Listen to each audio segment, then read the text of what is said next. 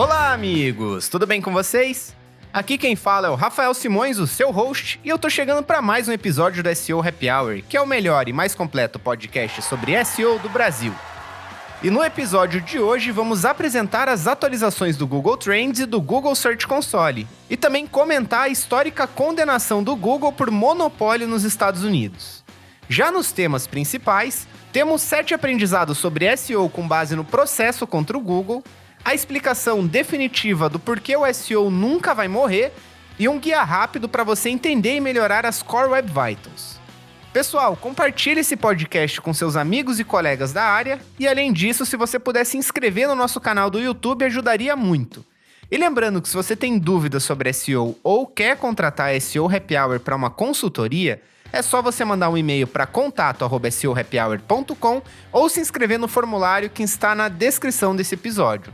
Então, sem mais delongas, vamos nessa que hoje a gente tem bastante coisa legal para falar. O Google está testando exibir recomendações de SEO dentro do Google Search Console. É um recurso que está em testes e mostra dicas práticas de performance na aba Visão Geral. Essas dicas estão divididas entre problemas que precisam ser resolvidos, oportunidades para melhorar o tráfego e configurações para tornar a gestão do site mais simples.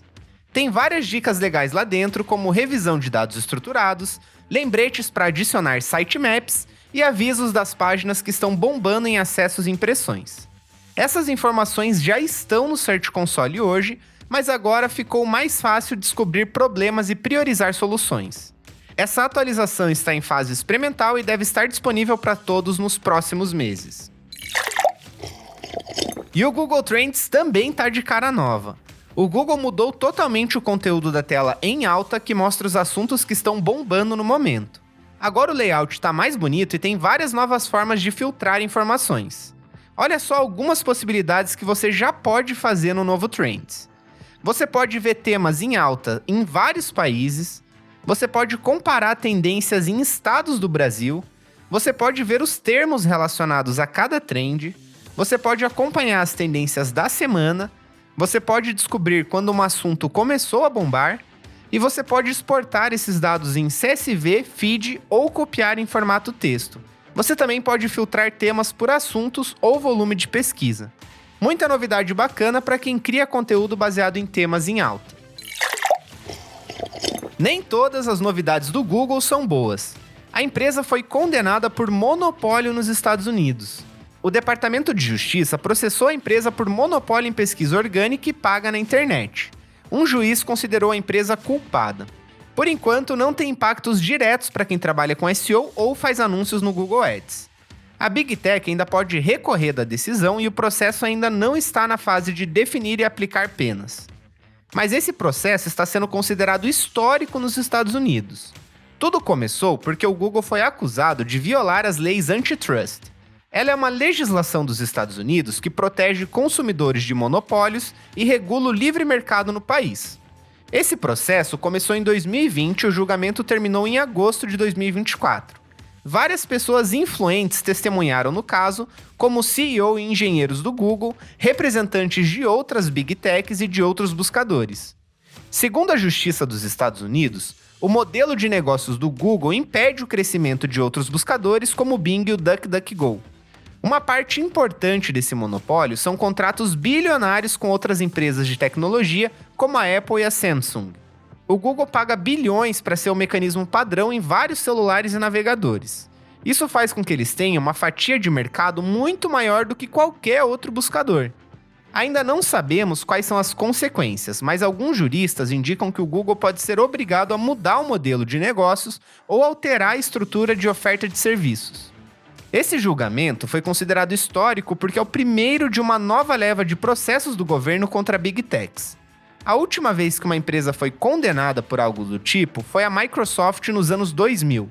Ela foi punida por praticamente obrigar usuários do Windows a usar o Internet Explorer. O Google será julgado novamente em setembro, dessa vez sobre o monopólio em anúncios. Todos os detalhes estão em um relatório de 277 páginas que explica como esse monopólio funciona e apresenta algumas informações de bastidores da pesquisa orgânica do Google. Se você quiser saber mais detalhes sobre o tema, Temos um blog post no nosso site falando mais sobre o assunto. O link está na descrição desse episódio.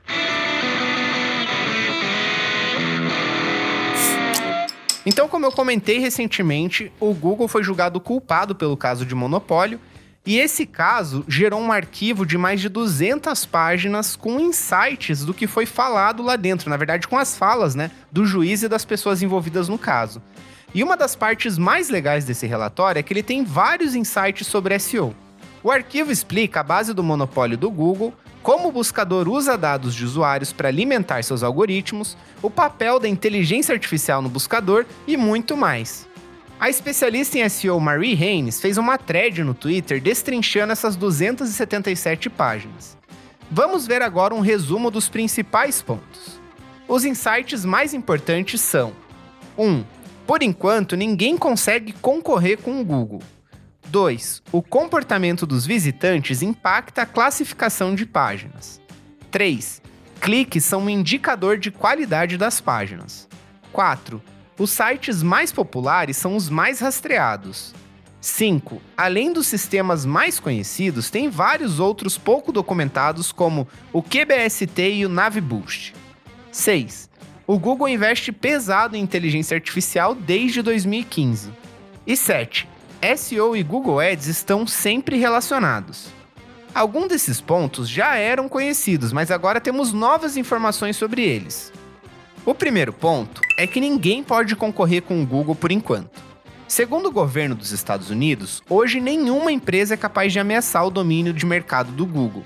Isso acontece porque o produto é bom e as pessoas gostam de usar, o Google é a opção padrão em vários navegadores e celulares, e criar uma estrutura competitiva sai muito caro, então não compensa nem para empresas gigantes como, por exemplo, a Mozilla ou a Apple.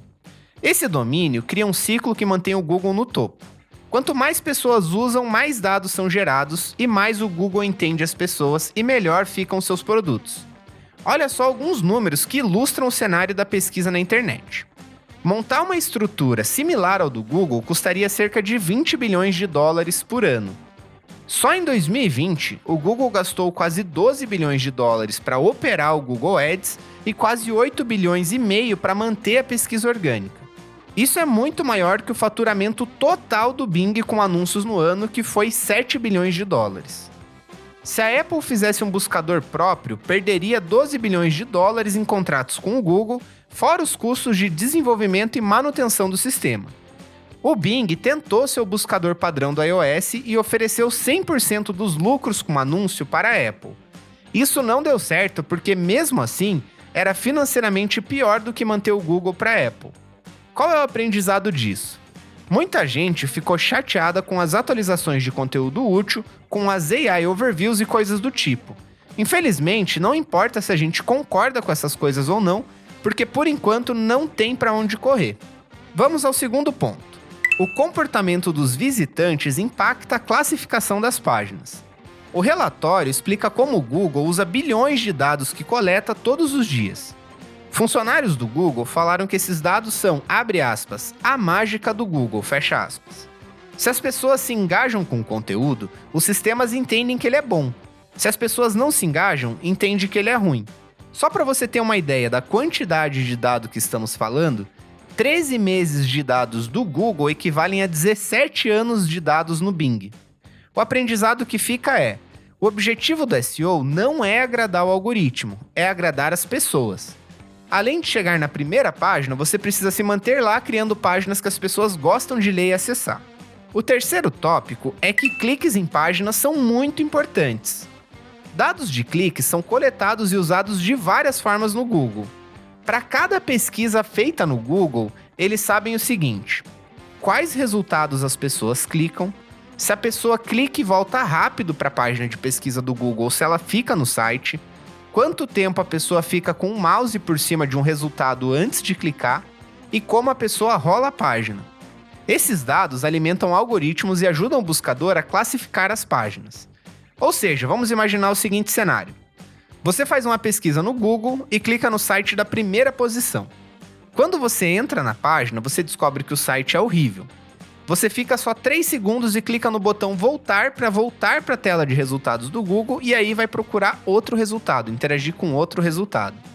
Se isso acontece com muita frequência, o site pode sumir da primeira posição, pois o Google entende que ele não é útil para as pessoas.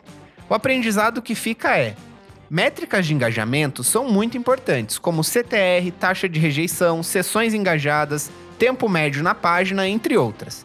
Elas podem ter respostas valiosas sobre o seu desempenho no Google. O quarto ponto é que sites mais populares são mais rastreados. Para aparecer no Google, todo site é rastreado e indexado. O rastreamento é quando os robôs acessam o conteúdo e indexação é quando as páginas são adicionadas a uma lista de sites que podem ser exibidas no buscador. Quando o site recebe muitos cliques, ele é rastreado mais vezes. O Google dá preferência para os sites que as pessoas acessam mais. Os sites são rastreados novamente com base em um sistema de, abre aspas, frescor de informação, fecha aspas. Ele existe para manter o índice sempre com informações mais atualizadas. O aprendizado disso é: criar uma marca forte é importante por várias razões, inclusive para SEO. Quando as pessoas procuram ativamente por você e se interessam pelo que você tem a dizer, o Google também pode te dar mais atenção. O quinto ponto é que o Google tem sistemas dos quais ouvimos falar muito pouco. Quando a gente fala de algoritmo do Google, na verdade são vários sistemas que trabalham em conjunto. O relatório fala de 2 em específico, o QBST e o Navibush. Eles são bem pouco documentados se a gente comparar com os mais conhecidos, como por exemplo o RankBrain. O QBST é uma sigla para Query Based Salient Terms. Em português, seria termos salientes baseados em pesquisa. É um sistema de memorização que ajuda o Google a entender os conceitos que são pesquisados. Já o Navibush é considerado um dos sinais mais importantes do Google. Ele permite ao Google lembrar onde as pessoas clicam depois de fazer uma pesquisa e identificar quando um site é clicado em resposta a múltiplas pesquisas. Eles são treinados com base nos dados de usuários que o Google coleta. Além deles, também tem vários algoritmos de processamento de linguagem como o RankBrain, o DeepRank, o RankEmbed, o BERT e o MUM. A Mary Haynes resumiu bem a função deles. Ela disse o seguinte: sabe como os modelos de linguagem de larga escala, as LLMs, prevêem a próxima palavra em uma frase? Esses sistemas foram feitos para prever qual conteúdo mostrar a um visitante. O aprendizado que fica é: se você ver alguém falando que sabe tudo sobre o Google, é mentira. Muita coisa fica guardada a 7 chaves. Um exemplo é o QBST. A gente nem saberia que ele existe, se não fosse o testemunho de um engenheiro no processo. O sexto ponto é que a inteligência artificial já é parte do Google desde 2015. O Google investe pesado em inteligência artificial já faz quase 10 anos. A ideia é ficar menos dependente de coleta de dados. Isso é importante para lidar com situações onde não há dados para coletar. É o caso de pesquisas que nunca foram feitas antes. Esses algoritmos também ajudam o Google a entender o significado das palavras e a entregar as pesquisas mesmo com erros de digitação. O aprendizado que fica aqui é: inteligência artificial não vai matar o SEO. Na verdade, ela já faz parte do Google há bastante tempo.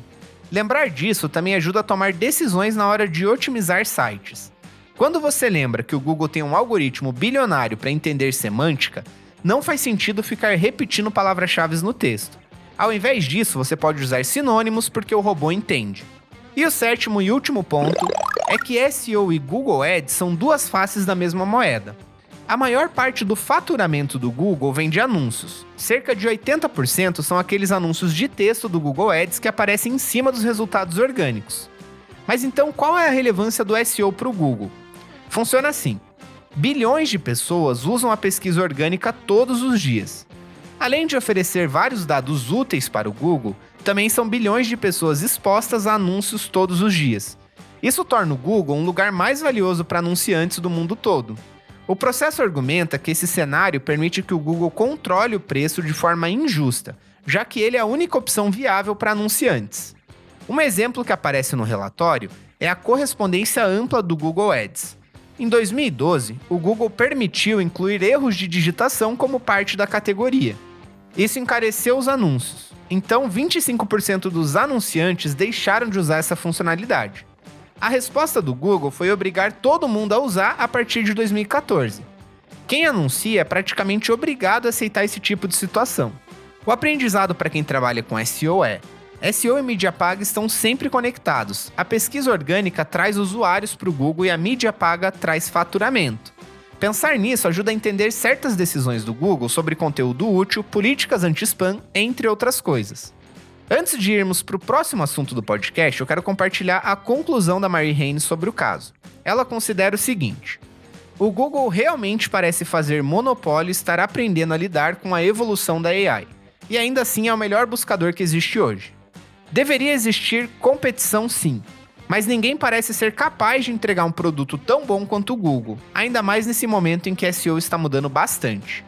O SearchGPT, que é o mecanismo de busca da OpenAI, pode ser uma alternativa viável, mas tem que ver o quanto ela consegue entrar no mercado se o Google continuar sendo o mecanismo de busca padrão em tantos dispositivos e navegadores. A minha opinião aqui é que realmente é muito difícil para um novo mecanismo de busca ou algum dos atuais competirem com o Google por conta de todas essas informações que eles têm. Não basta uma empresa criar um algoritmo super sofisticado ou um conjunto de algoritmos, né, como o Google tem, para tentar entregar os melhores resultados para as pessoas, porque usar dados reais de pessoas como cliques, que a gente descobriu que o Google usa, realmente é essencial para entregar um bom produto. Algoritmos, eles podem errar, né? O algoritmo pode determinar que o conteúdo A é o melhor conteúdo para ser exibido para aquela determinada query, mas é de fato o dado das pessoas usando e onde elas clicam e quanto tempo elas passam na página que vai de fato dizer o que as pessoas estão mais gostando de consumir. E nessa parte de dados, como a gente viu, o Google ele tem uma liderança desleal mesmo, né? 13 meses de dados do Google são mais do que 17 anos de dados do Bing. Então é bizarro a quantidade de uso que as pessoas fazem do Google comparado ao Bing, que já é o segundo maior, né? Detém ali alguns porcentos do mercado, mas menos de 5 até onde eu saiba. Já sobre o SearchGPT, eu vejo que assim, a gente que trabalha com tecnologia em geral, é uma ferramenta que a gente usa, a inteligência artificial ali, as LLMs, mas pessoas comuns, elas não tendem a usar esse serviço. Por exemplo, a minha mãe, a minha tia, minha avó, esse tipo de pessoa, eles não estão usando o ChatGPT. Então, por mais que talvez uma parcela do mercado passe a usar esse tipo de tecnologia, eu chuto que vá anos até que, de fato, todas as pessoas passem a usar esse tipo de ferramenta. Então, é uma mudança muito grande no comportamento das pessoas. Isso é algo que eu não vejo acontecer num curto prazo.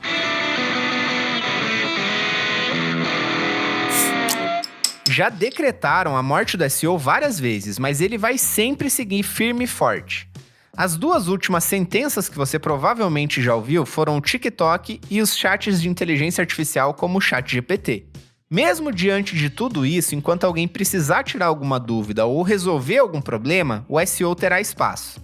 O ecossistema está sempre se adaptando para lidar com as novidades. Os buscadores mudam e o jeito de fazer SEO também.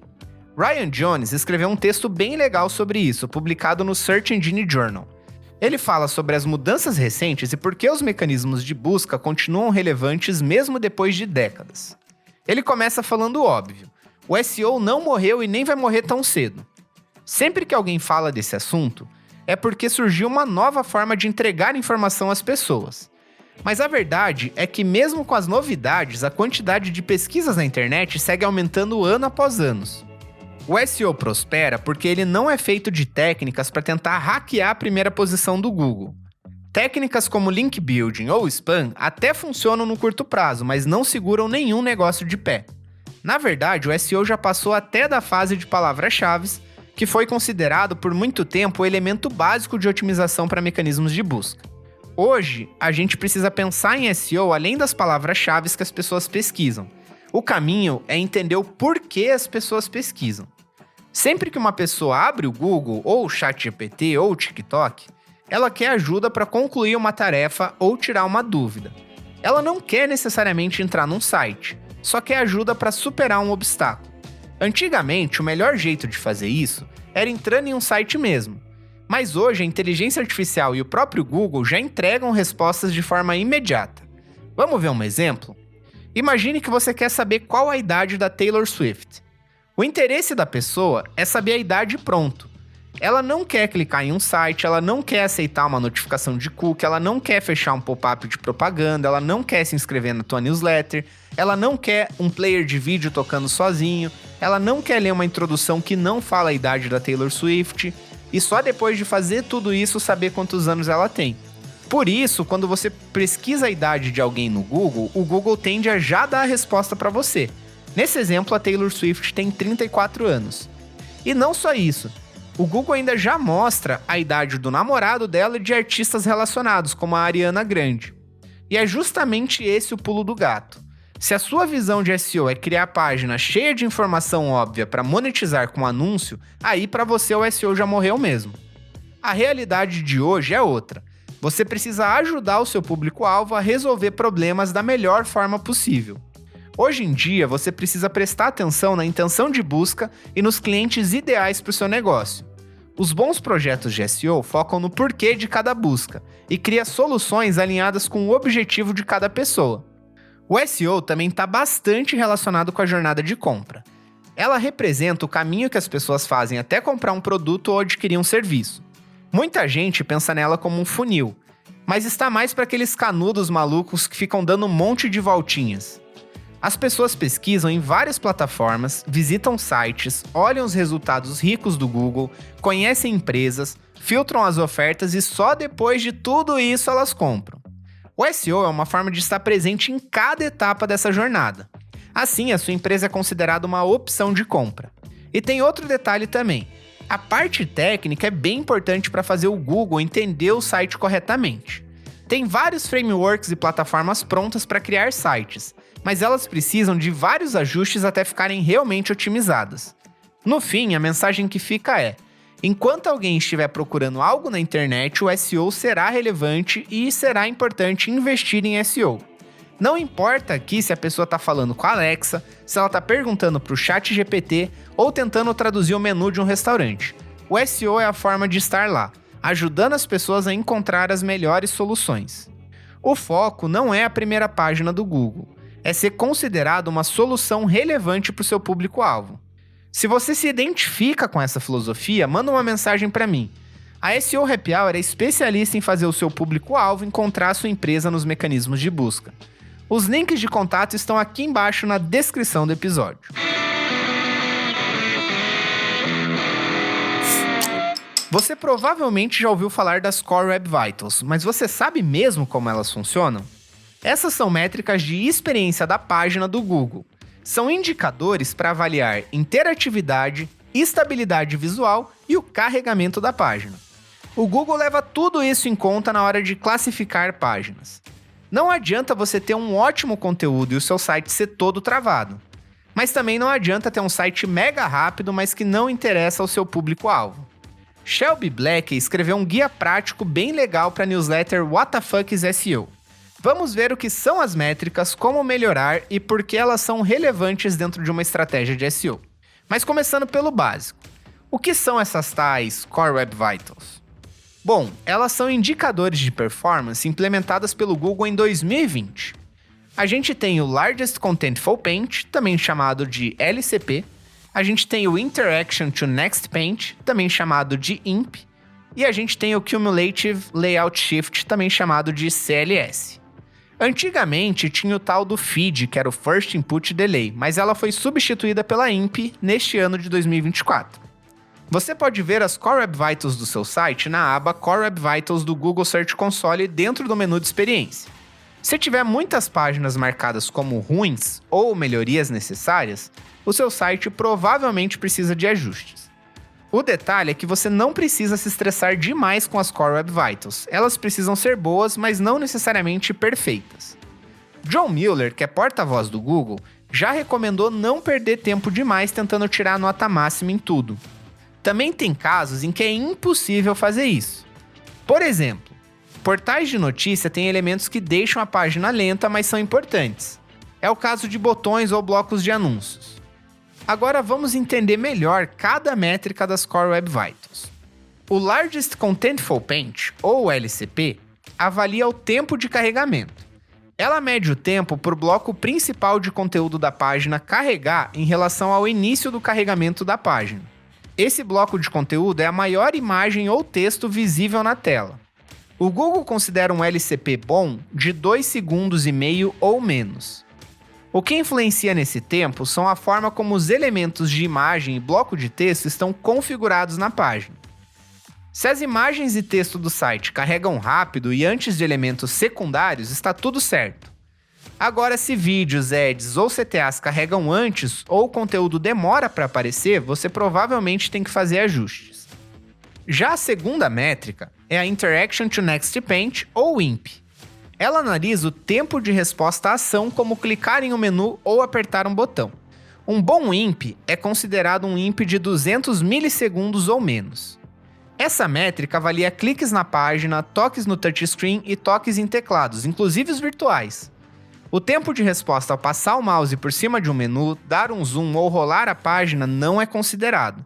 Para saber a INP do site, teste o que acontece em todos os pontos de interação da página. Então abra a página e observe. Quanto tempo demora para abrir um menu? Quanto tempo demora para exibir novas opções no menu? Os vídeos começam a tocar logo depois de apertar o play? As letras aparecem na tela logo depois de apertar no teclado? Se tudo estiver rápido, então provavelmente está tudo certo, mas se demorar demais, você precisa otimizar o seu site.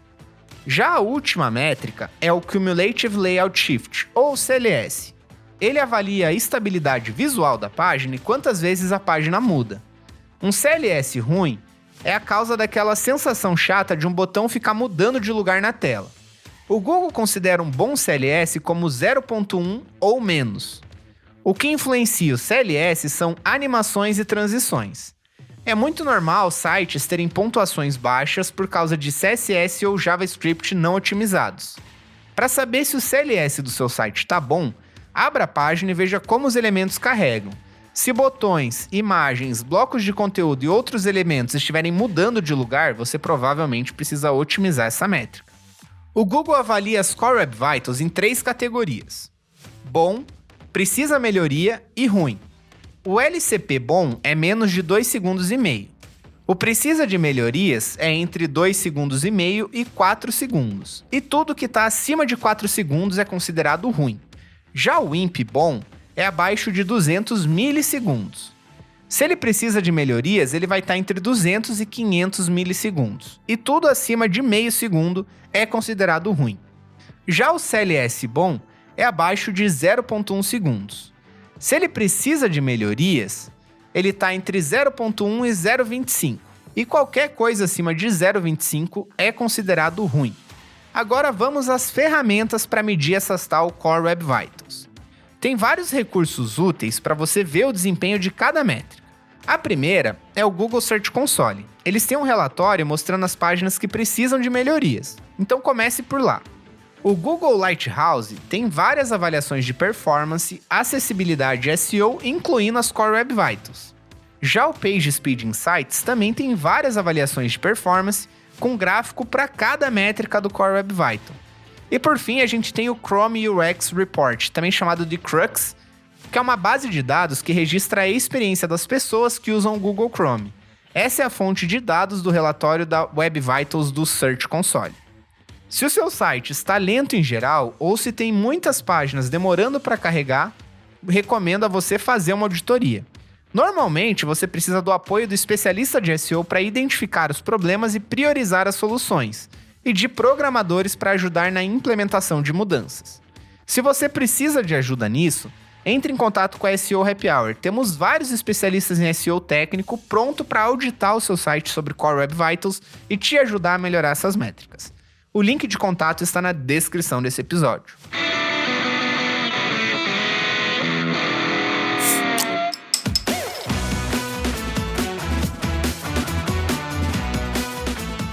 E com isso, estamos chegando no fim do nosso Happy Hour.